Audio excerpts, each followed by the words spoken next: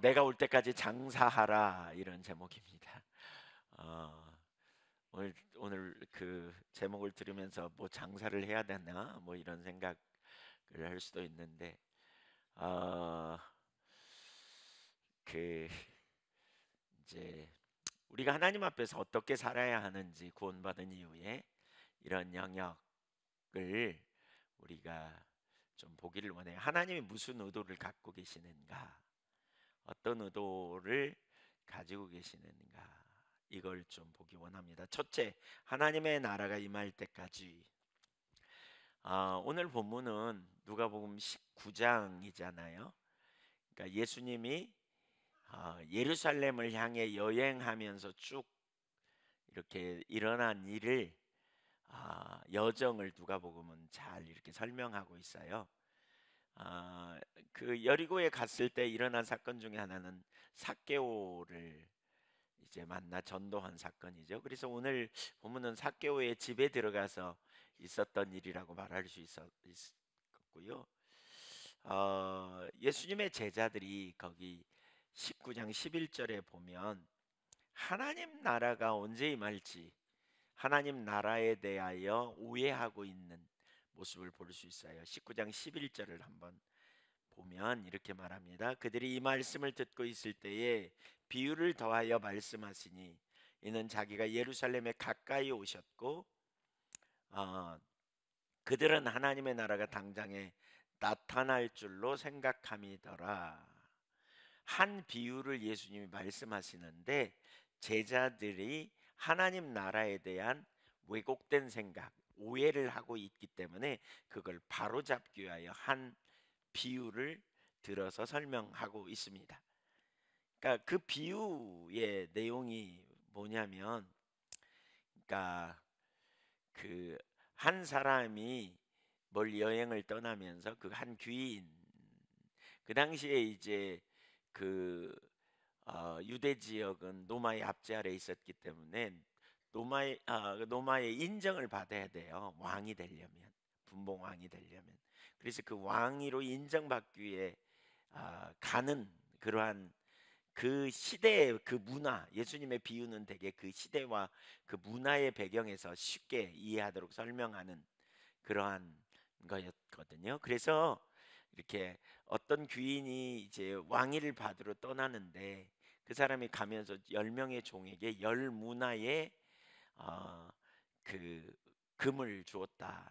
여기 한 문화는 100데나리온입니다. 100데나리온. 그러니까 데나리온이라는 말은 그 하루 품삯, 한 데나리온이 하루 품삯이에요. 그러니까 100데나리온이면 그렇게 많은 돈은 아니지요.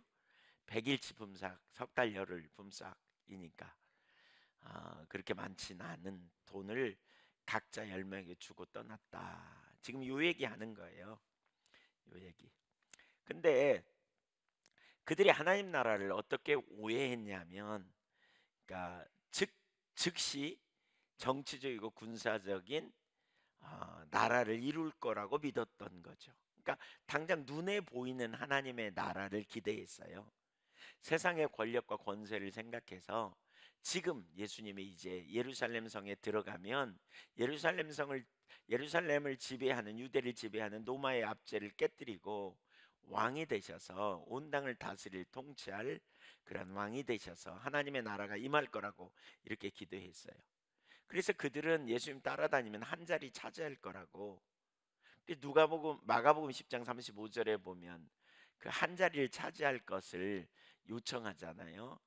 어, 요한의 어머니가 우리 아들을 하나는 좌편에, 야고보와 요한의 어머니가 하나는 좌편에 하나는 우편에 앉게 하여 달라고 이렇게 10장 37절에 보면 권력의 일부를 차지하고 싶어 하거든요. 그러니까 그들은 그 나라를 기대했던 거죠. 그러나 그들의 기대는 합당하지 않아요. 여기서 또 주목할 하나의 단어는 그 오늘 그 누가복음 19장 11절에 보면 당장이라는 말을 하죠. 당장.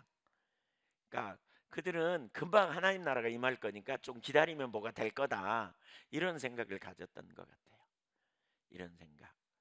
당장 하나님 나라가 임한다 그러면 우리는 당장 세상의 일에 별로 관심도 없고, 그렇죠? 우리는 그냥 조금만 기다리면 이제 오니까 그냥 먹고 살 것, 현재 먹고 살 것만 있다가 그냥 오면 쑥 가면 되지, 뭐 이런 생각을 가질 수 있잖아요. 네. 오늘날에도 사실 비슷한 사고가 우리 가운데 있기가 쉬워요. 내가 예수 믿고 구원 받았다. 그러니까 이제 나 천국 갈 거다. 그러면 이 땅에서는 우리가 뭐 하냐? 이 땅에서 그냥 적당히 살면 된다. 이렇게 하기가 참 쉽죠. 그게 성경적 사고일까요? 그렇지 않아요. 어떤 사람 운명론, 이 땅에 일어나는 모든 일이 운명이야. 가난하게 사는 것도 그래. 뭐 이런 의식. 혹은 이원론적으로 하늘나라에 가면 돼. 그러니까 이 땅에서는 적당히 살면 돼. 이런 의식을 갖기가 참 쉬운 거죠. 그렇죠. 그러나 예수님이 이 본문을 통해서 우리가 이 땅에서 예수 믿고 구원받고 하나님 나라에 가기, 이제 완전한 하나님 나라가 이루어지기 전까지 우리가 이 땅에서 어떻게 살아야 되는지를 보여주는 그러한 비유예요.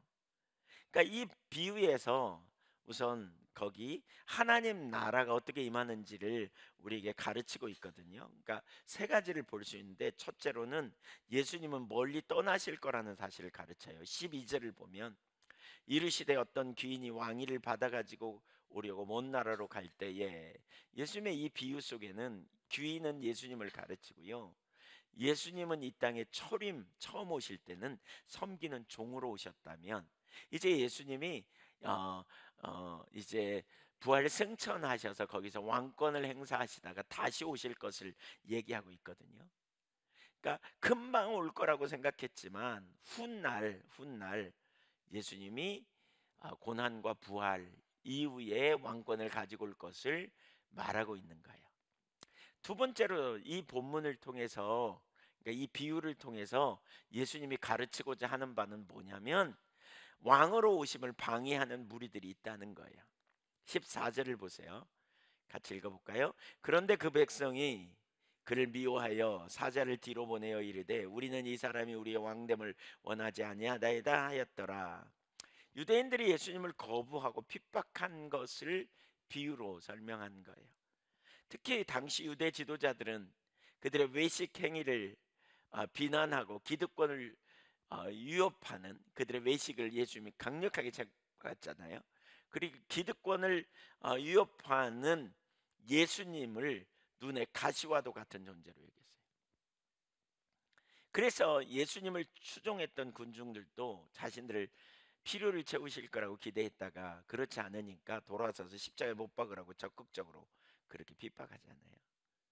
그러니까 하나님의 나라가 언제 임하느냐, 어떻게 임하느냐, 이걸 가르치는 거죠. 세 번째, 예수님은 다시 오실 아, 거라고 말하는 거죠. 그때는 왕으로 오셔서 대적자들을 심판하실 거라고 말해요. 15절을 보세요. 귀인이 왕위를 받아가지고 돌아와서 은하를 준 종들이 각각 어떻게 장사했는지를 알고자 하여 그들을 불렀다. 이렇게 말하죠. 그리고는 이제 27절에 보면 내가 왕됨을 원하지 아니하던 저 원수들을 이리로 끌어다가 내 앞에서 죽이라 하셨다. 심판하실 분으로, 그래서 하나님 나라가 완성될 거다 이렇게 말해요. 그러니까 하나님의 나라가 예수님을 통해서 이 땅에 왔지만, 그러나 금방 하나님 나라가 임하지는 않는다는 거죠. 시간이 필요하다는 거죠. 우리가 예수 믿고 구원 받았다 그러면 이제 우리는 이 다음에 영원히 들어갈 하나님 나라를 바라보잖아요. 그날을 소망해요. 당연히 우리는 그날을 기다려야 돼요. 그러나 이 땅에서 어떻게 살아야 되느냐, 그냥 시간만 때우고 보내는 게 옳으냐, 아니라는 거예요. 그래서 예수님이 여기 13절을 말하는 거예요. 이렇게 말하는 거예요. 그 종 열을 불러 은과 열 문화를 주며 이르되 내가 돌아올 때까지 장사하라 하니라. 그러니까 부활하셔서 승천하시고 다시 오실 텐데 그 사이에 해야 될 일이 뭐냐? 주님이 열 문화를 주셨고 그 문화를 가지고 장사하라는 거예요. 각자. 여기서 세 가지를 생각해 볼 수 있어요. 첫째, 하나님은 주님은 모든 사람들에게 재능을 주셨다는 거예요. 재문. 여기 귀인은 10명을 불러놓고 10문화를 나누어 준다 이렇게 표현하지 않아요? 모두에게 공평하게 한 문화씩을 주었어요. 예, 한 문화는 100드라크마라 그랬죠. 로마 시대의 데나리온과 같은, 그래서 100일치 임금에 해당하는 금액이에요. 그러니까 모든 사람에게 동일하게 주셨어요. 이게 뭐냐? 재능이에요, 재능. 하나님은 믿는 모든 자들에게 타고난 재능과 관심과 기질 외에도 그분의 영적 은사와 모든 신령한 복을 주셨어요. 에베소서 1장 3절에 모든 신령한 복을 주셨다. 고린도전서 12장에 보면 각종의 은사를 주시는, 또 로마서 4장에도 보면 로마서 12장에도 보면 은사를 주시기도 하고 재능을 주셨죠. 예, 재능을 주셨어요. 저는 참 안 되는 것 중에 하나가 음악성이고요. 예술성이 저에게 없나 봐요. 그래서 그림 잘 그리는 분들 보면 참 대단해요. 네, 참 대단하다. 뭐 이런 생각을 해요. 또 어떤 면에서 보면 참 제가 없는 거를 가지고 있는 분들을 보면 참 대단해요. 그러나 그러나 저도 기죽지 않아요. 왜냐하면 저도 잘하는 게 있어요. 네, 하나님 재능을 주셨단 말이에요. 각자에게 이렇게 재능을 주셨어요. 그래서 그 재능을 가지고 우리가 이 땅에서 살죠. 그걸 이용해서 우리가 직업을 갖기도 하고, 또 일하면서 밥벌이를 하기도 하고, 또 취미를 갖기도 하고. 그런데 우리는 그것을 낭비하거나 쌓아두거나 우리 자신의 욕망을 사용하라고, 위에 사용하라고 주신 게 아니라는 거죠. 그걸 뭐라 그러냐? 하나님의 선물로 주신 거예요.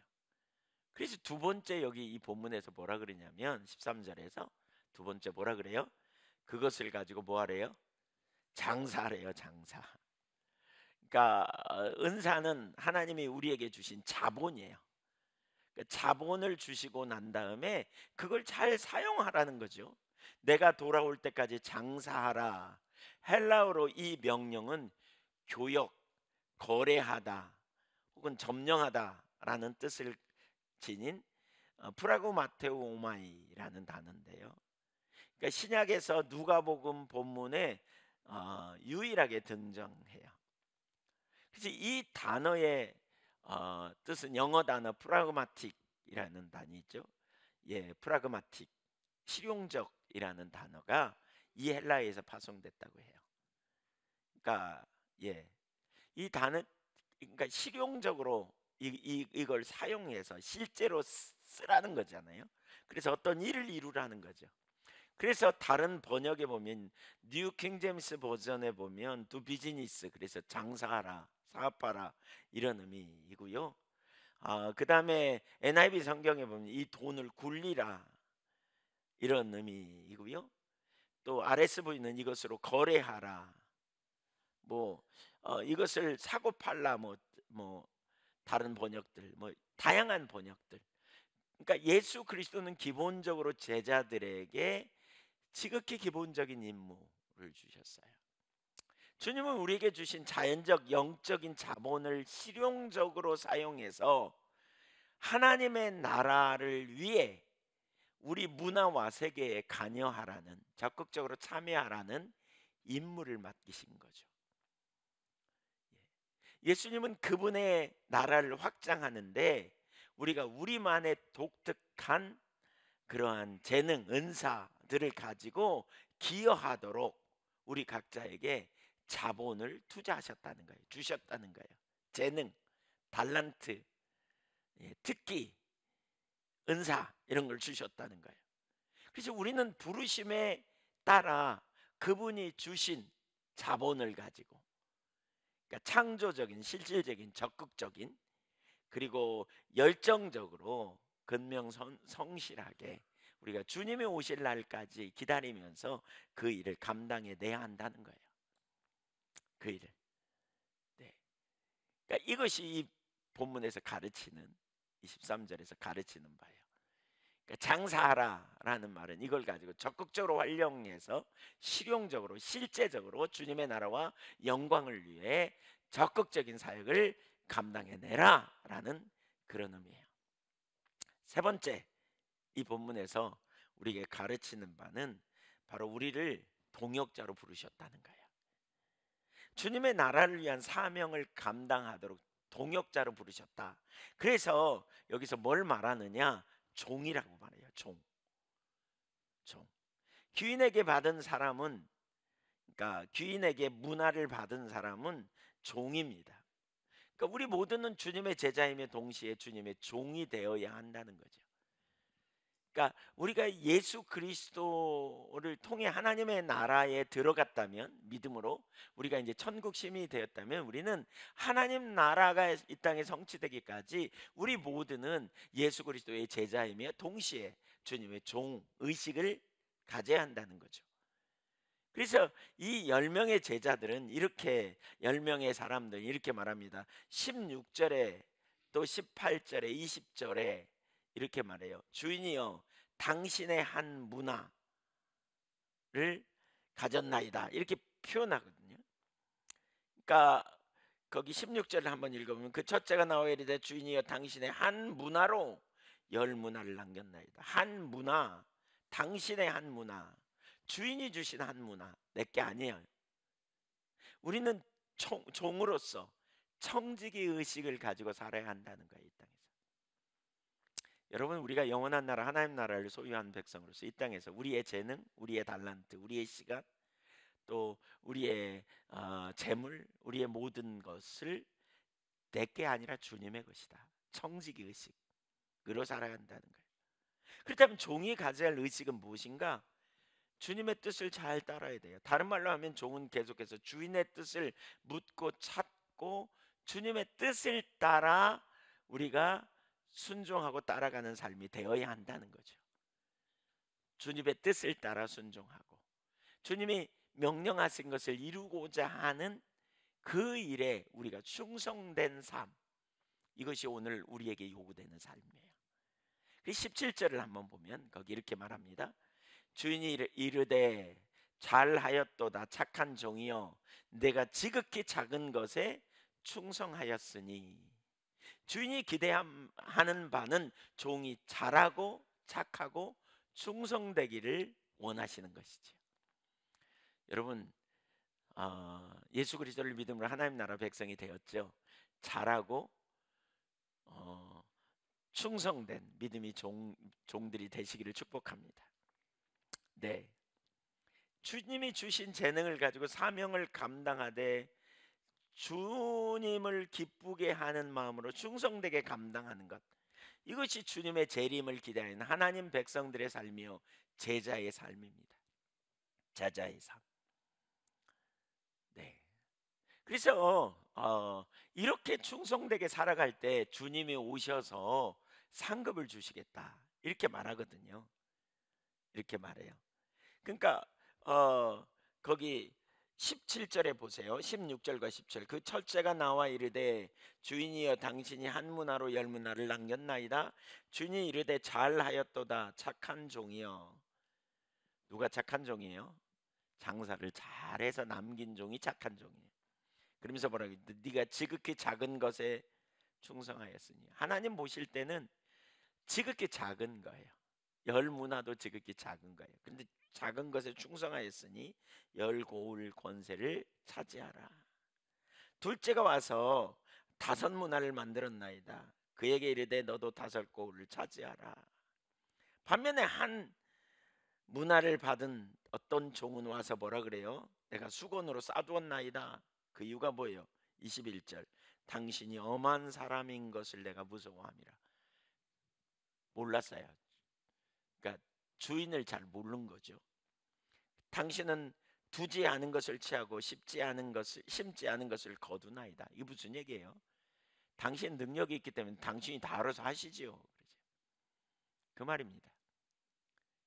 당신은 두지도 않고 심지도 않아도 다 거둘 수 있는 능력이 있는 분 아닙니까?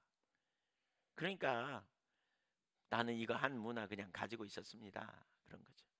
그랬더니 주인이 뭐라 그래요? 악한 종아, 내가 내 말로 너를 심판하노니. 네 말로 너를 심판하는데 뭐예요? 예, 하나님이 두려운 분. 그래서 이거 잊어버릴까 봐 그냥 잘 갖다 놨다는 거죠. 써놨다는 거죠. 너는 내가 두지 않은 것을 취하고 심지 않은 것을 거두는 엄한 사람인 줄로 알았느냐? 예. 그러면 어찌하여 내 돈을 은행에 맡기지 아니하였느냐? 그리하였으면 내가 와서 그 이자와 함께 그 돈을 찾았으리오 하고 곁에 있는 자들에게 이르되 그 한 문화를 빼앗아 열 문화 있는 자에게 주라 하니.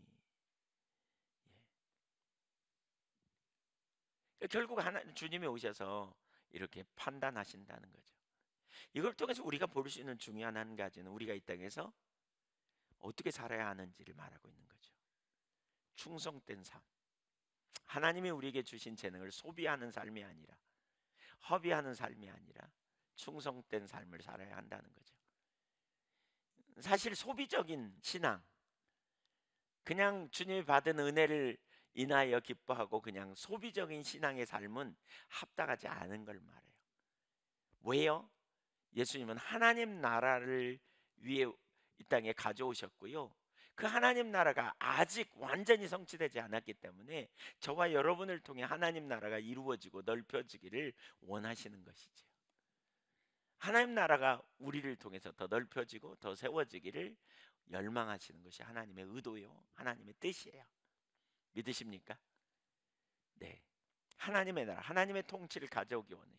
예수님이 바로 그 일을 위해 십자가에 달려 죽으셨고, 그 일을 위해 제자들을 모아 훈련시켰고, 그 일을 위해 승천하시면서 너희가 이 모든 일의 증인이라 그러시고, 그러면서 위로부터 성령이 너에게 임하시면 너희가 권능을 받고 예루살렘과 온 유대와 사마리아와 땅끝까지 이르러 내 증인이 되리라, 그렇게 말씀하셨어요. 그래서 너희는 가서 모든 민족을 제자로 삼아 아버지와 아들과 성령의 이름으로 세례를 베풀고 내가 너희에게 분부한 모든 것을 가르쳐 지키게 하라 그러셨어요. 우리가 예수 믿고 구원받은 것으로 끝이 아니고 우리는 그 나라를 사모하며 기다리는, 근데 그 기다리는 동안 우리는 정직의 의식을 가지고 주님의 나라와 영광을 위해 적극적으로 이 땅에서 하나님 나라를 이루는 그러한 믿음의 종들로, 소비적인 삶이 아니라 정말 하나님 나라와 영광을 위해 헌신하고 나아가는 그런 믿음의 종들이 되기를 원하신다는 거죠. 적극적인 믿음으로 기다리시기를 축복합니다. 그게 제자의 삶이에요. 주님을 따르는 제자의 삶. 어제 우리 지체 중에 한 분을 여기 앉아 계시는데 기도해야 하는데 그런 마음을 주세요.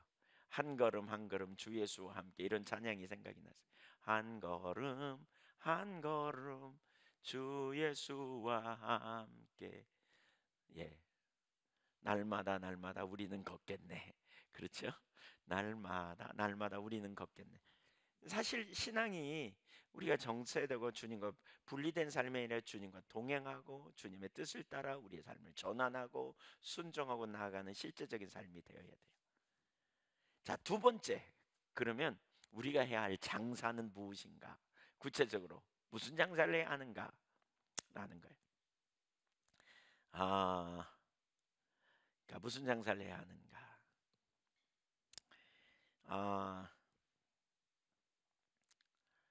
그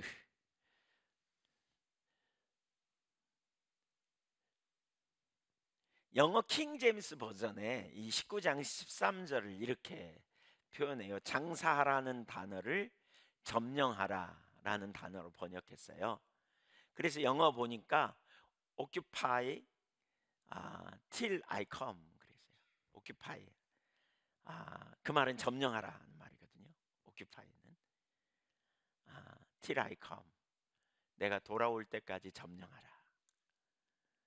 그러니까 장사라는 말을 이렇게 번역했어요. 이것은 우리가 주님의 명령을 따르는데 영적 전쟁이 있음을 의미하고요. 이 장사하라 혹은 점령하라는 말은 적극적인, 치열한, 어쩌면 전투적인 이러한 삶을 의미해요.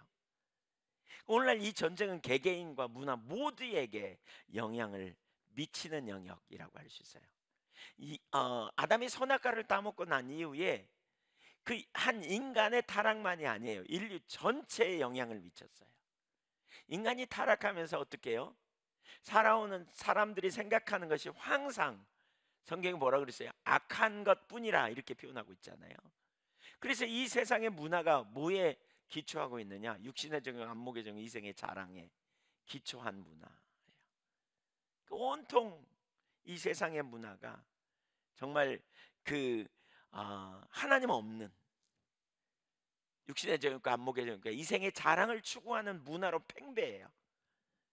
그 복음을 전하는 데뿐만이 아니라 우리가 이 땅에서 살아가는 동안 내내 무슨 일이 일어나요? 우리 개인의 삶에도 끊임없이 악한 자가 우리의 삶을 회방하고 또 거짓된 혼돈된 생각을 넣어주고 또 잘못된 방향으로 우리를 이끌어가고, 그래서 사회가 전반적으로 혼돈스럽고 문화가 굉장히 왜곡되어지고 성경적 문화와는 완전히 다른 그러한 문화로 이끌어가는 일들이 있는 거죠.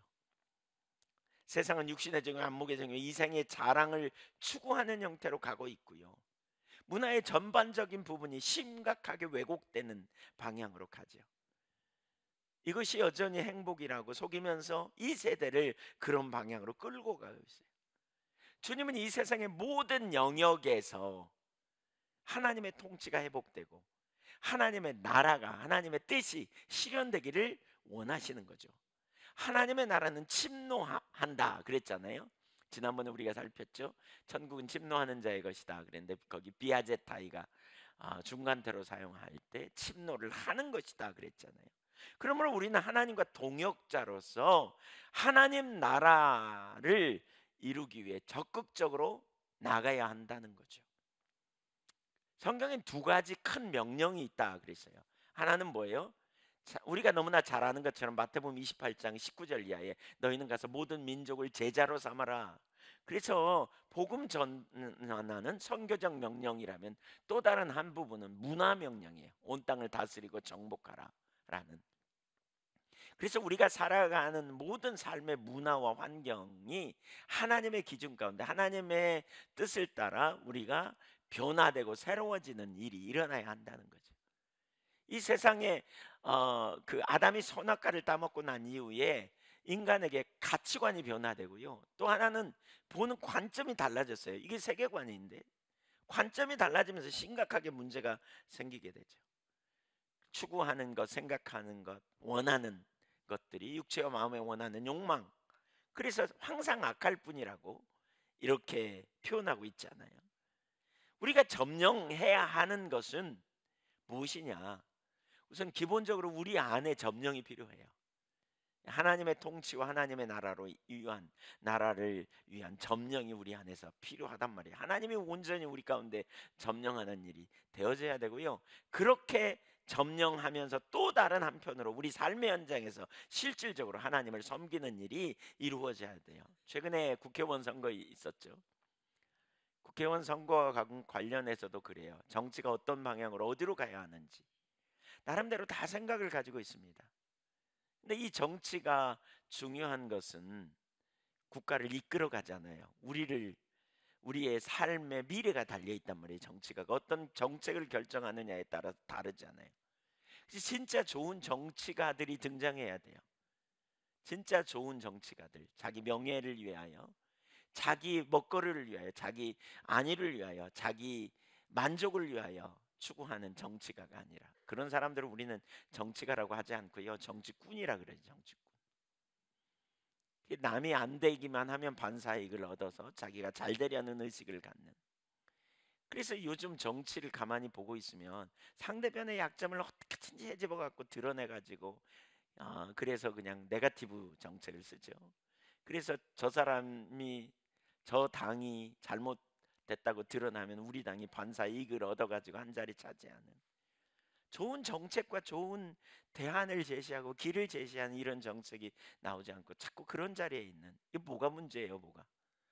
그리고 사람들이 좋아하는 방식, 사람들이 생각할 때 올바른 정말 하나님의 기준과 길이 무엇인지를 생각하기보다는 사람들에게 어떻게 하면 득표를 많이 얻을 수 있을까 생각하는 정책을 찾는, 기독교인일지라도 하나님의 뜻을 찾거나 구하는 것이 아닌, 그저 그냥 인기를 얻기 위해 쓰는 이런 자리에 있다면 보나마나 심각합니다. 정치가 어떻게 갈지. 사실 정치 영역에서도 좋은 지도자가 필요합니다. 하나님을 경외하는 지도자. 여러분 아시죠? 그 노예 해방에 앞장섰던 누구죠? 갑자기 생각이 안 나는데. 영국의 예? 아, 윌버포드. 예. 윌버포드 맞나요? 윌버포스. 윌버포스죠? 네, 윌버포스. 포드가 아니고 윌버포스. 윌버포스. 예. 그 사람이 정치꾼이었어요. 처음에 자기 야망을 위해 국회의원이 됐죠. 그러나 그가 회심하고 난 다음에 하나님의 백성으로서 자기를 왜 그 자리에 두었는지를 생각하고 하나님의 길을 찾기 시작하면서 노예 해방 제도에 앞서기 시작하고 하나님의 정의가 실현되는 그러한 정책을 세워야 된다. 그렇게 하면서 그를 통해 정말 놀라운 일이 일어났잖아요. 결국 노예가 해방되는, 법안으로 막아지는 그 일에 그의 일생을 헌신하고 하나님의 그를 통해서 정말 놀라운 일을 이루신 거죠. 이런 일꾼들이 세워져야 돼요. 정치, 교육, 사회 전반에 걸쳐서. 사실 그렇다면 우리가 지금 어떤 자리에 있어야 되는가? 실질적으로 하나님과 동역하면서, 여러분 하나님이 사회를 변화시키기 원하신다고 믿으세요? 아니, 다시 물어볼게요. 여러분 하나님이 정의를 세우기 원하신다고 믿으세요? 네. 그런데 하나님이 오셔서 정의를 하기보다는 우리와 함께 동역자로 그 일을 하기 원하신다는 거예요. 그리스도인이 이런 의식을 가져야 돼요. 자, 두 가지를 살펴보기 원하는데, 첫째, 일하시는 하나님. 일터 신학에 대해서 좀 생각을 해볼 필요가 있어요. 그러니까 일의 신학 성경 주석이라는 책이 있어요. 16개 나라 140명의 사람들이 5년 동안 연구해서 성경을 일의 관점으로 주석한 이 책인데요. 거기서 이런 얘기를 해요. 창세기는 일의 신학의 기초가 된다. 성경적 관점에서 하는 일에 관한 논의는 결국 전부 창세기 내용에 기반한다. 우리가 하나님의 나라가 이 땅에 임할 때까지 장사하라, 그 말은 주님의 일을 하라, 뭐 넓은 의미로 이렇게 표현하는데 우리는 이원론적인 사고가 있어요. 그러니까 주의 일 하라 그러면 뭐 직장 일은 아무것도 아니고, 또 저기 뭐 교회 와서 봉사하고 헌신하고 복음 전하는 일만 소중하다고 생각하는 거, 이건 이원론적인 사고예요. 심지어 어떤 사람은 일은 저주라고 생각해요. 우리가 직장에서 일하는 것은 밥벌이로 생각하고, 그리고 이거 빨리 마치면 난 주님 일 해야지, 이렇게 생각하는 경향이 있어요. 그러나 성경은 전혀 일에 대해서 그렇게 말하고 있지 않다는 거예요. 성경은. 예. 그러니까 창세기 1장 1절을 보면 이렇게 말하거든요. 태초에 하나님이 천지를 창조하시니라. 하나님께서 모든 만물을 창조하셨어요. 그러니까 우연이 아니에요. 네. 그러니까 창조는 선한 것이죠. 그것은 선하신 하나님께서 만든 것일 뿐만이 아니라 하나님은 그러니까 이걸 만들어 놓으신 다음에 보시기에 심히 좋았다. 창세기 1장 31절에 보면 그렇게 표현합니다. 2장 2절을 한번 읽어보겠습니다. 창세기 2장 2절과 3절을 가만히 보십시오. 시작. 하나님이 그가 하시던 일을 일곱째 날에 마치시니 그가 하시던 모든 일을 그치고 일곱째 날에 하나님 뭐 하셨대요? 일하셨대. 하나님 일하셨대. 2장 3절. 하나님이 그 일곱째 날을 복되게 하사 거룩하게 하셨으니 이는 하나님이 그 창조하시며 만드시던 모든 일을 마치시고 그날에 안식하셨습니다. 놀라운 일이잖아요. 여러분 하나님이 일하셨다니까요. 일이 저주예요, 아니에요? 일이 저주예요, 아니에요? 아니에요. 우리는 아담이 타락한 후에 저주받아서 일한다 이렇게 생각해요. 그렇지 않으면 편안히 놀고 먹을 텐데. 여러분 일은 저주받기 전에도 있었어요. 저주받은 다음에 문제는 뭐냐면 일하기가 어려워졌다는 거예요. 왜냐하면 땅이 저주를 받았거든요. 그래서 풀이 나요. 농사를 좀 지어보면 밭일을 조금만 해본 사람은 금방 알아요. 풀은 매도 또 나잖아요. 땅이 아주 풀씨를 가지고 있는 것 같아. 이렇게 어디서 왔는지 풀씨가 그렇게 그냥 또 나고 또 나고 또 나고 또 나고. 아니 풀씨가 1년에 한 번씩 나가지고 와가지고, 그쵸? 떨어지면 웬만큼 풀 매면 더 이상 안 와야 되잖아요. 왜? 그 전에 떨어졌던 씨앗이 다 소비됐을 테니까. 근데 희한해요. 제가 이런 생각을 해봤어요. 희한해요. 매면 금방 또 나요. 하늘에서 풀씨를 가지고 오는지, 아니면 뭐 땅에 잠재돼 있다가 없어지기만 해봐라 또 나는지, 이게 저주받은 거예요. 저주받은 거. 네. 여러분 농사 지으면 땅을 막 축복하세요. 네. 웃자고 한 얘기인데 아무도 안 놓치네요, 그냥. 네. 제가 전에 있던 교회에서 그 얘기 했더니 막 축복했대요. 근데 풀이 확실히 덜 납디다 뭐 이러시던데, 모르겠어요. 저는 경험은 못 해봤으니까. 예. 하나님이 일하셨어요. 성경이 일을 어떤 시각으로 말하고 있는지 보세요. 예. 예. 또 하나님이 흙을 가지고, 당신이 만드신 흙을 사용해서 일하셨다 이렇게 말하잖아요. 여호와 하나님이 창세기 2장 7절에 땅의 흙으로 사람을 지으시고 생기를 그 코에 불어넣으시니 사람이 생명이 된지라 그랬어요. 예. 그러니까 성경은 일을 뭐라고 말하느냐? 저주가 아니라 축복이라고 말하는 거예요. 그러니까 명확하게 일에 대한 성경적 관심을 이제 보면, 고든 웨남이라고 하는 그 구약 학자는 이렇게 말해요. 하늘과 땅을 짓는 걸 포함한 말할 수 없이 거룩한 하나님의 행위를 그런 식으로 묘사하는 것은 정말 뜻밖이다. 구약학자 빅토르 해밀턴은 창세기 주석에서 이렇게 말해요. 하나님의 창조 행위는 두 번에 걸쳐 일로 묘사되어 있다.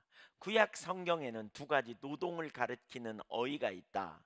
두 번째 단어는 거칠고 숙련되지 않은 특성을 강조하는 반면, 첫 번째 낱말은, 그게 여기 쓰인 용어인데, 장인 또는 노련한 기능공이 해내는 숙련된 노동을 의미한다.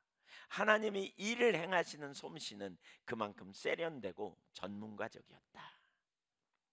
일의 신학 성경 주석 책에도 보면 이렇게 말해요. 비록 창세기 1장에 나오는 하나님이 하신 일의 초월적인 위엄 때문에 우리가 그것을 쉽게 일로 연결하지 못한다 해도 창세기 2장을 살펴보면 의심의 여지가 없다. 하나님은 그분의 손을 가지고 내재적으로 일하신다.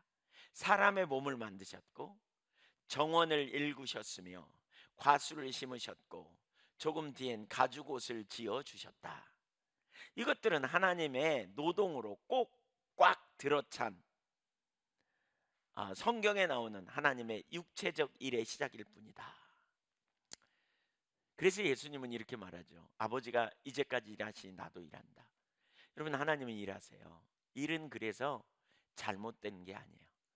일은 소중해요. 일은 매우 중요한 것이기도 해요. 하나님이 일을 통해서 온 세상을 창조하셨듯이 저와 여러분이 함께 일을 통해서 하나님 나라를 넓히는 자리로 우리를 초청하고 있는 거예요. 두 번째, 창조의 동역자로서의 인간. 성경에 나오는 하나님은 일하시는 하나님일 뿐 아니라 더 놀라운 사실은 창조의 동역자로 인간을 일하도록 창조하셨다는 것입니다. 우리는 성경에서 하나님은 인간을 하나님의 형상대로 창조하셔서, 특히 인간을 이 땅에서의 하나님의 목적을 하나님의 동역자, 이루는 하나님의 동역자로 창조하셨다는 것을 잘 볼 수 있습니다. 하나님의 목적을 성취하는 하나님의 동역자. 그런데 하나님은 인간을 하나님의 동역자로 창조하시되 그중 매우 중요한 한 가지는 창조의 동역자로 창조하셨다고 말합니다. 창세기 1장과 2장은 이렇게 창조 이야기가 나와요. 근데 창세기 1장 26절부터 2장 4절까지 한 단락이 나오고요. 2장 4절부터 2장 25절까지 또 다른 한 단락으로 나와요. 그래서 두 이야기가 반복되듯이 나오거든요. 근데 이것은 뭐냐면 첫 번째 주기, 두 번째 주기 이렇게 말하는데, 첫 번째 주기에서 인간을 하나님의 형상으로 창조하셔서 땅에 충만하고 땅을 정복하도록 축복하신 것을 볼 수 있어요. 그러니까 창세기 1장 26절 한번 보실래요? 1장 26절에는 두 가지를 말하고요. 27절과 28절에 그것을 풀어서 설명해요. 시작. 하나님이 이르시되 우리의 형상을 따라 우리의 모양대로 우리가 사람을 만들고 그들로 바다의 물고기와 하늘의 새와 가축과 온 땅과 땅에 기는 모든 것을 다스리게 하자 하시고, 잠깐 이 구절 보세요. 여기 뭐라 그랬어요? 하나님이 사람을 하나님의 형상대로 창조하셨다, 이걸 가르치고요. 두 번째로는 그 의도가 뭐냐? 의도가 뭐냐? 우리로 하여금 온 땅을 다스리게 하려고, 사람으로 하여금 하나님을 대신해서 온 땅을 다스리게 하려고, 이게 하나님의 의도라는 거예요. 그래서 27절에 보면 하나님이 자기 형상 곧 하나님의 형상대로 사람을 창조하시되 남자와 여자를 창조하시고, 28절에 그 목적을 말하죠. 읽어보죠. 하나님이 그들에게 복을 주시며 하나님이 그들에게 이르시되 생육하고 번성하여 땅에 충만하라, 땅을 정복하라, 바다의 물고기와 하늘의 새와 땅에 움직이는 모든 생물을 다스리라 하시니라. 이게 하나님이 인간을 만든 목적과 의도이기도 해요. 그러니까 우리는 온 땅과 온 만물과 무관한 존재가 아니에요. 그렇죠? 온 땅과 만물을 다스리고 그 땅에서 식물을 취하고 먹을 거를 취하지만 동시에 이걸 잘 다스리고 또 돌볼 이유가 있다는 거죠. 특별히 창세기 1장 28절에서 땅에 충만하라, 땅을 정복하라 이렇게 말씀했는데, 이 하나님이 만드신 만물이 훌륭하지만 개발해야 될 여지가 여전히 남아 있음을 가르치는 거죠. 피조세계에 아직 손이 닿지 않아 차츰 가꿔야 할 여지를 남기셔서 인류를 통해 그 일을, 그 빗장을 열어가도록 하신 것입니다. 그러니까 뭐죠? 땅에 충만하라, 땅을 정복하라 그랬죠. 예를 들면 에덴 동산 밖에는 하일라와 같은 땅이 존재했거든요. 그러니까 아담과 하와가 이 안식처를 세상으로 확장하라는 명령을 받은 것이죠. 번성하여 온 땅에 충만할 뿐 아니라 하나님의 영광을 돌릴 수 있는 번성과 협업으로 땅을 채우라는 것이죠. 더 나아가 이 구절을 다른 눈으로 볼 수 있는 두 번째 주기를 대조해보면 중요한 사실을 알 수 있는데요.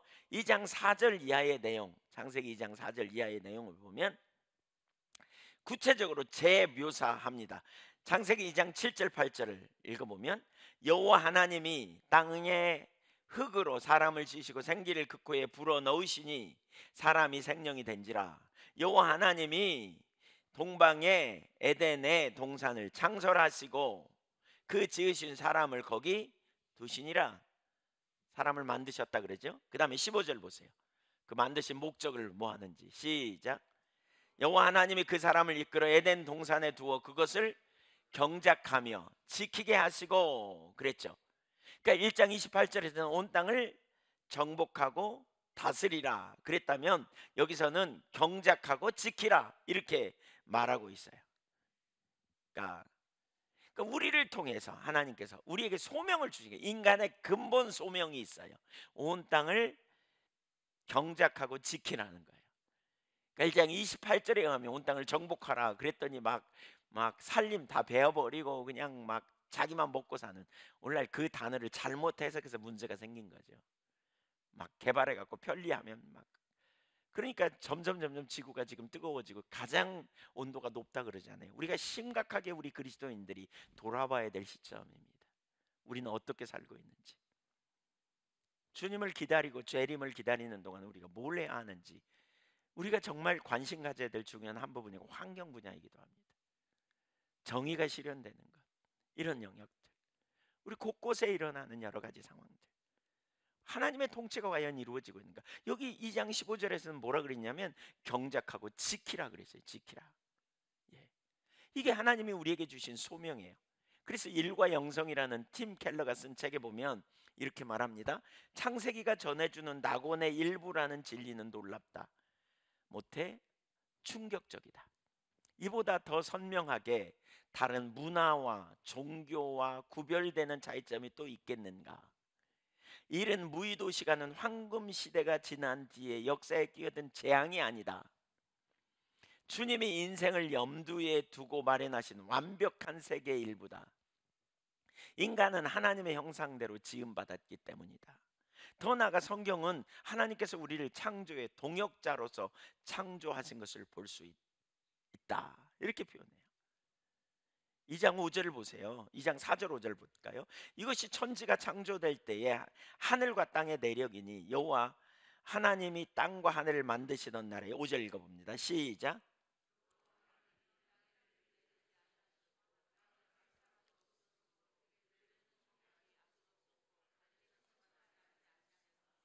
이 구절들을 보면 또렷하게 하나님께 천지를 창조하시되 인간을 통해서 창조의 역사를 이루어가기를 선택하신 것을 볼 수 있어요.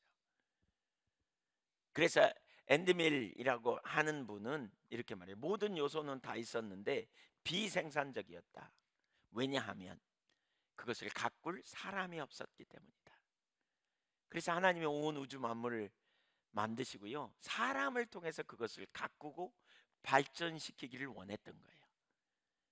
예. 인류가 발전하는 거 하나님의 뜻이에요. 예. 과학 문명이 발전하지 않으면 안 돼. 그러면 과학 문명, 과학계 그런 데 종사하는 분들은 어떤 일을 해야 되느냐? 예. 과학 문명을 발전시키기 위해 쓰는 거죠. 그것이 하나님의 뜻이에요. 우리는 하나님께 창조를 지속하시는 통로가 무엇인지를 기억해야 돼요. 우리가 동참하지 않으면 이 창조의 과정은 지속되지 않을 거라는 거죠.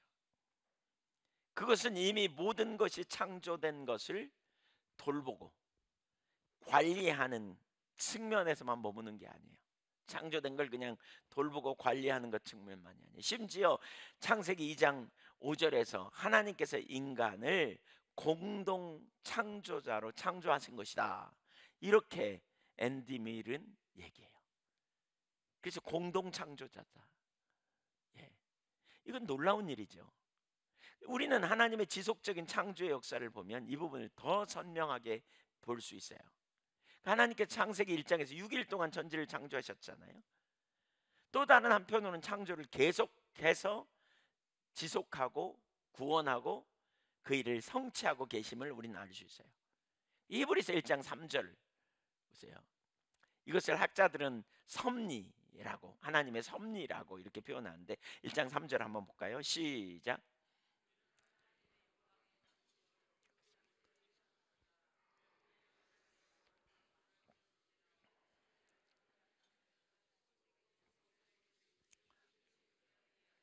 여기 아주 중요한 말씀이 있어요. 그러니까 그의 능력의 말씀으로 만물을 뭐 하시며 붙드시며, 이 단어는 그러니까 페트라 주석에 보니까 만물을 창조하신 자로서 자신의 능력 있는 말씀을 통해 모든 만물을 유지하시고 인도하신다, 이렇게 말하고 있어요. 그러니까 하나님은 우주 만물을 창조하셨을 뿐만 아니라 모든 만물을 주관하고 계시는 분이시죠. 그래서 팀 켈러의 일과 영성 책에 보면 창세기 2장 역시 하나님의 만물을 창조하실 뿐만 아니라 피조물들을 돌보시는 일을 계속하신다는 것을 보여준다. 주님은 인류를 지으시고 스스로 공급자가 되어 돌보신다. 인간을 빚으시고 창세기 2장 7절에 보니까 나오죠. 그 인간을 위해 동산을 일구시고 물을 내셨으며 또 아내를 만들어 주셨다. 창세기 2장 21절 22절. 성경을 읽어보면 그 뒤로도 하나님은 공급자로서 샘물이 솟아나게 하시고 땅을 경작하시며 세상을 가꾸셨으며 스스로 만드신 모든 피조물의 먹거리를 주셨고 고난받는 백성들에게 도움의 손길을 내미셨고 궁핍한 이들이 살아가도록 필요한 모든 것을 모두 채워주셨다. 시편 145편 14절부터 16절. 예. 그러니까 이처럼 하나님은 일하고 계시고 만물을 창조하셨을 뿐만 아니라 만물을 유지하고 지키고 공급해 주시는, 구원해 주시는, 오늘날 개입하고 계시는 그 일을 이루고 계신다는 거예요. 이와 같이 하나님의 창조의 역사에 우리를 동역자로 불러주셨다는 거예요. 동역자.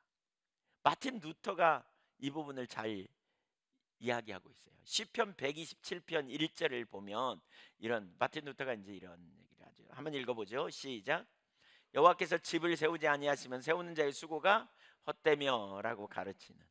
근데 뉴턴은 뭐라 그러냐? 하나님은 집을 세우는 사람들을 통해 집을 지으신다. 집을 지어 주신다. 이렇게 표현해요. 그러니까 건축자들 벌써 누구와 동역하는 거예요? 하나님과 동역하는 거예요. 건축하는 일이 하나님과 동역자의 일이죠. 그러니까 우리가 주기도문을 할 때 우리는 하나님 앞에 일용할 양식을 달라고 기도하잖아요. 그리고 하나님은 우리에게 일용할 양식을 주신다 그러잖아요. 그래서 마틴 루터는 시편 111편 5절 여호와께서 자기를 경외하는 자들에게 양식을 주시며 그의 언약을 영원히 기억하시리로다. 양식을 주셔요. 하나님은 시편 136편 25절 보세요. 시작. 모든 육체에 먹을 것을 주신 이에게 감사하라. 그 인자하심이. 그러니까 하나님이 먹을 걸 주세요. 여러분, 하나님이 여러분에게 양식 주시는 거 맞아요? 네, 어떻게 주세요? 어떻게? 뉴턴은 이렇게 말해요. 하나님은 다른 사람들을 사용하셔서 그 일을 하십니다. 그럼에도 우리에게 일용할 양식을 주시는데 책임이 있는 분은 여전히 하나님이십니다.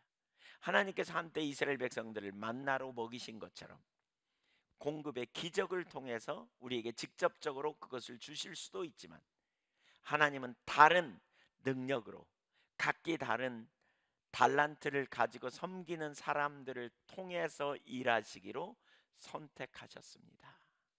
그러면서 마틴 루터는 이걸 뭐라 그러냐? 소명이라 그래요. 소명. 재능을 가지고 나는 농사 짓는 일이 내 적성에 맞아. 나는 그 일을 좋아해. 이런 사람들이 농사를 짓는데 어떻게 해요? 사람들이 좋아하고 그 일이 맞으면 자꾸 뭐가 생겨요? 노하우가 생겨요. 그러니까 이게 소명이라는 거예요. 그래서 농사를 잘 지어서 하나님이 공급하시는 통로가 된다는 거죠. 예. 그래서 계속 그분의 글을 읽으면 하나님은 씨앗을 심고 수확을 거두는 농부를 통해서 밀가루를 빵으로 만드는 제빵사를 통해서 우리식으로 말하면 밥을 짓는 분들을 통해서 그리고 우리의 음식을 준비한 사람을 통해서 그 일을 하십니다. 여기 뭐예요? 오늘날로 말하면 트럭 운전사, 또 슈퍼마켓 주인, 쌀집 주인, 이런 사람들을 통해서 쌀이 우리 집에 들어오고 또 일을 하고 밥을 하고 그래서 우리가 먹는 거예요. 그러면 우리는 기도하죠. 하나님 양식을 주셔서 감사합니다 그러죠. 누가 주셨어요? 하나님이 주셨어요. 그럼 밥하는 분은요? 농사 짓는 분은요? 동역자예요. 이걸 소명으로 봐요. 그러니까 여러분 우리는 소명을 복음 전하는 일, 교회 헌신하는 일만 소명으로 생각하기가 쉬운데 마틴 루터가 이걸 깬 거예요. 이원론적인 사고가 있어서 하나님 나라 일, 교회 일, 주님 일 이건 거룩하고 그렇지 않은 밥벌이 세상 일 뭐 이런 일은 안 거룩하고 이렇게 본 거죠. 예, 이원적으로 나눈 거예요. 주님의 일, 그래서 목사, 뭐 과거에는 수녀, 또 신부, 수녀, 수도원에 있는 일, 뭐 이런 일은 소중한 일. 이건 거룩한 사람들. 그다음에 나머지는 세속적인 일, 이런 일들. 그래서 이건 안 거룩해. 이것만 거룩해. 이게 이원론이에요. 근데 이게 성경적이냐? 절대 그렇지 않아요.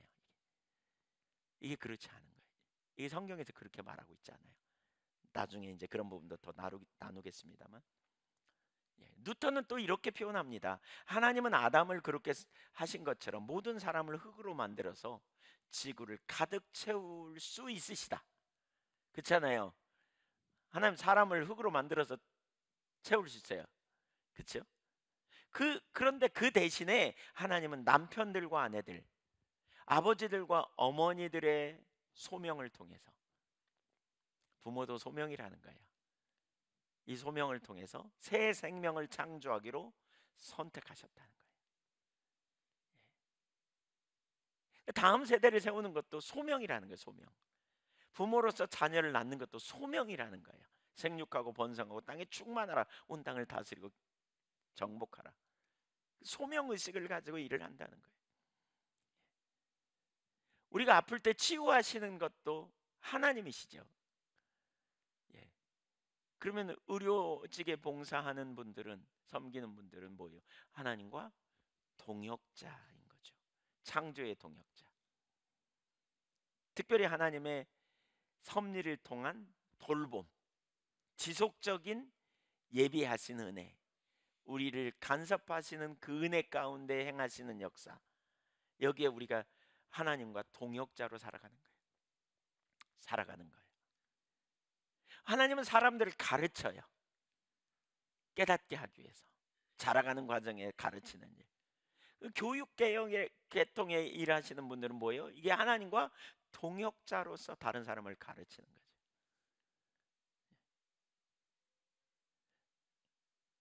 인류가 발전하고 더 편리한 세상으로 나아가는 일이 필요해요. 그 일을 위해 하나님은 연구하는 사람들을 통해서 그 일을 이루시는 거죠. 더 나은 이런 영역들. 이걸 마틴 루터는 소명으로 본 거예요. 소명. 그러니까 중요한 거죠. 일은 저주가 아니라 그랬어요. 일은 축복이에요. 한편으로 하나님도 일하셨어요. 그게 창조의 사역이에요. 그리고 그 일로 우리를 동역하자고 부르신 거예요. 그러면 우리가 그 일에 함께 하는 것이 뭐냐? 하나님의 일을 하는 거예요. 여기서 한 가지 중요한 것은 하나님께서 우리를 창조의 동역자로 삼으셨다고 해서 우리가 그러한 일들을 스스로 창조해 낼 수 있다는 말은 아닙니다.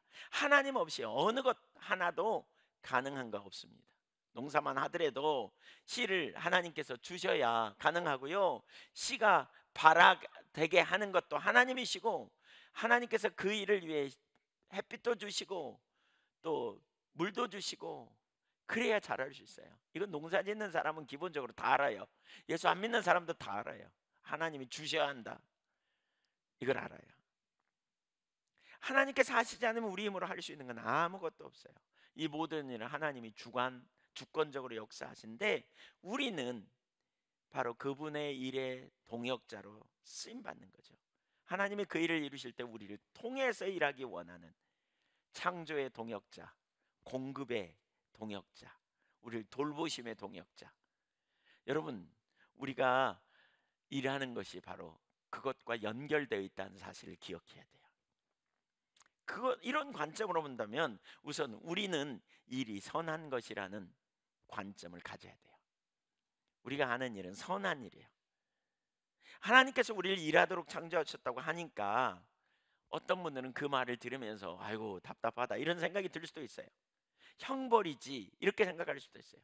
근데 하나님이 일하시는 하나님일 뿐만이 아니라 하나님이 인간을 창조하실 때 일하도록 창조하셨어요. 그래서 일하기 싫거든, 먹기 싫거든 일하기 싫거든 먹지도 말라 그러잖아요. 우리가 먹는 목적 중에 하나가 일하는 것과 연관이 있어요. 사실 데살로니가서에 그랬거든요. 많은 사람들이 예수님의 재림이 금방 있을 줄 알고 일하지도 않고 뒹굴뒹굴 했다는 거예요. 그러니까 일하기 싫거든 먹지도 말라 그래요. 일에 대한 하나님의 명령은 인간의 타락 전에 주어졌으므로 일이 축복이라는 걸 우리가 기억해야 돼요.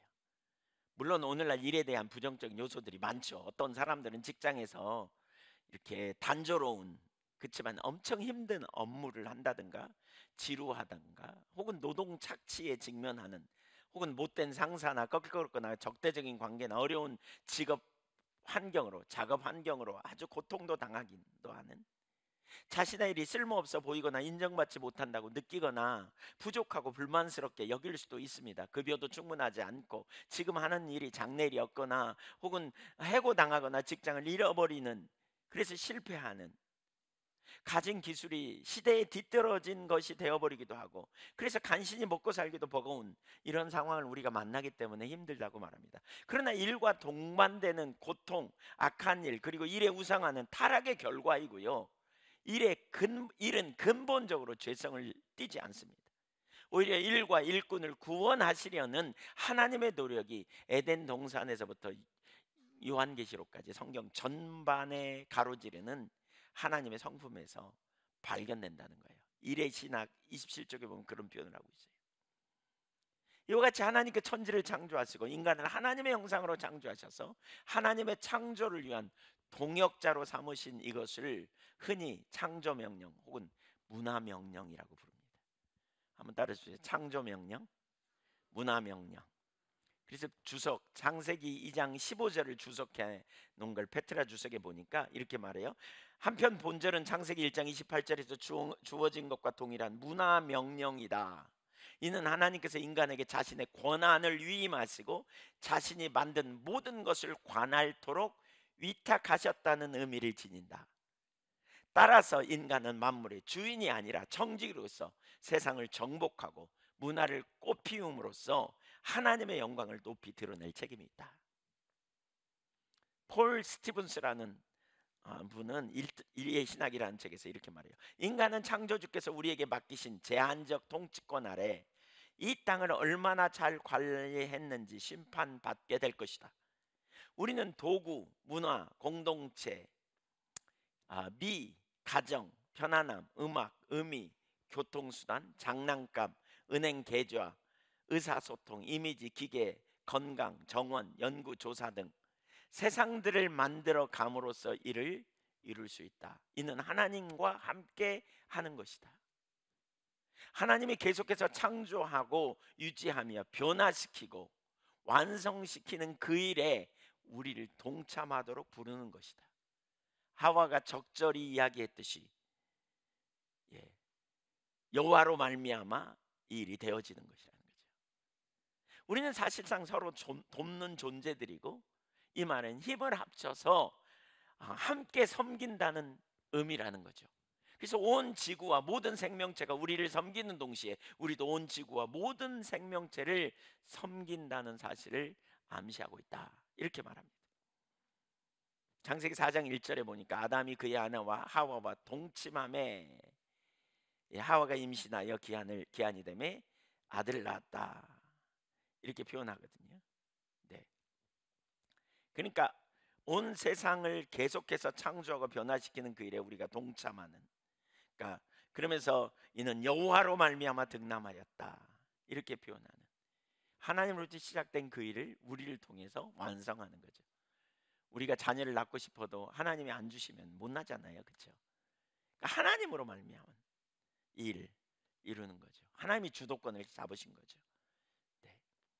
그래서 그 아이를 낳는 것과도 관련해서 이렇게 말해요. 문화 명령에 대하여 이렇게 평신도 센터 러스 바타라는 분이 이렇게 말해요. 우리가 이 세상에서 할 일은 혼인하고 번성하여 문명과 문화를 창조하고 도시와 산업을 세우고 제도적 정의를 위해 끊임없이 씨름하고 과학과 철학을 통해 하나님의 생명의 비밀을 찾아내려 애쓰고 예술적 최상을 추구하며 인류의 화합을 도모하는 것이라고 이렇게 일의 신학 서론에서 이렇게 말합니다.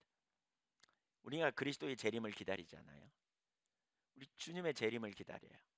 그래서 우리는 이 땅에서 기억할 사실은요, 가만히 있으면 안 돼요. 그냥 막연하게 기다리고 자기를 위해 사는 삶, 이거 소비적인 삶이에요. 주님이 이 땅에 오셔서 모든 사람을 제자로 삼으면서 파송하죠. 너희는 가라라고 말하고 있어요. 우리가 어디를 향해 무엇을 향해 가야 되는가? 우리 주님과 함께 동역자로 일하는 동역자라는 사실을 기억해야 돼요. 오늘날 너무나 많은 사람들이 밥벌이 하는 것, 또 먹고 사는 문제 때문에 힘들고 직장 때문에 힘들고 괴롭고 직장은 마치 이렇게 일하는 것이 저주받은 것이라고 생각하기가 엄청 쉬워요. 그러나 성경은 절대로 그렇게 말하고 있지 않아요. 일은 축복이고요. 무엇보다 하나님께서 여전히 일하고 계세요. 무슨 일 하세요? 창조하셨고요.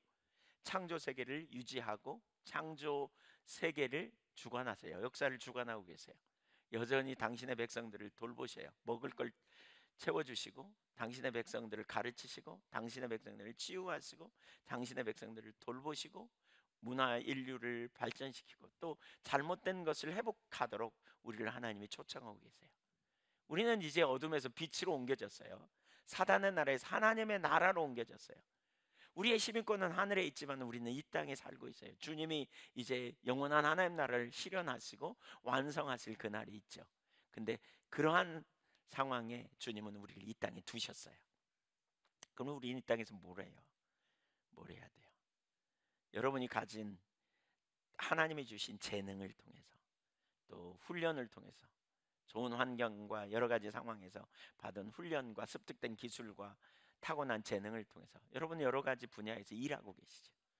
이때 우리가 기억할 중요한 사실은 뭐예요? 우린 정직이라는 사실을 기억하고 우리가 여러분이 맡겨진 우리가 맡고 있는 모든 분야의 일이 소명의식으로 하나님께서 나와 함께 일하자고 하나님께서 손을 내밀어서 내 손을 붙들고 함께 일하자고 부르심으로 여러분이 믿는다면 받는다면 그 일에 어떤 자세와 어떤 태도로 접근해야 되는지 살펴보십시오.